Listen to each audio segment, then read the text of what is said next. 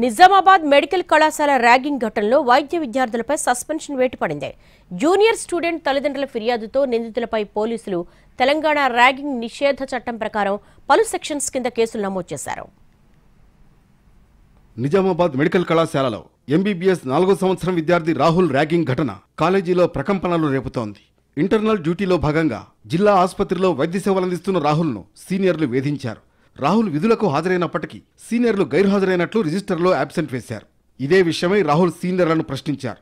దీంతో ఆగ్రహించిన సీనియర్లు ఆసుపత్రిలోని 302 రూమ్ నెంబర్కు రాహుల్ను పిలిపించారు. రాహుల్ను రౌండప్ చేసి గోడ కుర్చీ వేయించారు, సెల్యూట్ చేయించారు, బయోడేటా చెప్పాలంటూ పదే పదే వేధించారు. ఆపై దాడి చేశారు. సుమారు 3 గంటల పాటు ర్యాగింగ్కు పాల్పడ్డారు. ఇదే విషయాన్ని బాధిత విద్యార్థి ఓ వీడియోలో పోస్ట్ చేశాడు. నిజామాబాద్ మెడికల్ కళాశాలలో ర్యాగింగ్ ఘటనను పోలీస్ శాఖ సీరియస్ గా తీసుకుంది. బాధిత విద్యార్థి ఫిర్యాదుతో ర్యాగింగ్ కు పాల్పడ్డ విద్యార్థులపై పలు సెక్షన్ల కింద కేసులు నమోదు చేశారు. బాధిత విద్యార్థితో పాటు ర్యాగింగ్ చేశారనే ఆరోపణలు ఎదుర్కొంటున్న వైద్య విద్యార్థుల నుంచి వేర్వేరుగా వివరాలు సేకరించారు. ఆసుపత్రి అధికారులతోనూ సమావేశమయ్యారు పోలీసులు.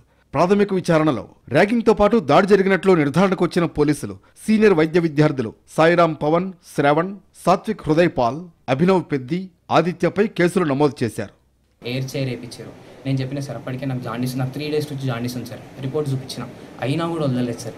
ర్యాగింగ్ చేశారు, ఎయిర్ చైర్ వేయించారు, జీఎంసీ సెల్యూట్ అన్నారు, బయోడేటా చెప్పన్నారు సార్. 15 సార్లు, 15 నుంచి 20 సార్లు సార్ బయోడేటా తప్పు చెప్పినావు మళ్ళీ చెప్పరా అని 15 నుంచి 20 సార్లు నిలబెట్టిన చోటనే చెప్పారు సార్. అయినా లాస్ట్కి మా ఈగోలు సాటిస్ఫై కాలేవని చెప్పేసి ఎల్ఎఫ్టీ రిపోర్ట్ నాది, టెస్ట్ రిపోర్ట్, జాండీస్ రిపోర్ట్లు చూపించమన్నారు సార్.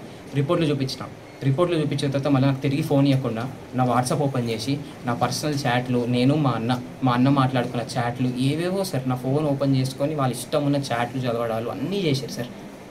లాస్ట్కి ఇంకా మాకు ఈగో సాటిస్ఫై కాలేదు, ఏదో మా అన్న చాట్లు నేను చూసి అసలు ఏం మాట్లాడుతున్నాయి అని వాళ్ళు మాట్లాడుకొని కొట్టడం స్టార్ట్ చేశారు సార్. మెడికల్ కళాశాల జూనియర్ స్టూడెంట్లు సీనియర్లు ర్యాగింగ్ చేయడాన్ని కళాశాల ప్రిన్సిపల్ సీరియస్ గా తీసుకున్నారు.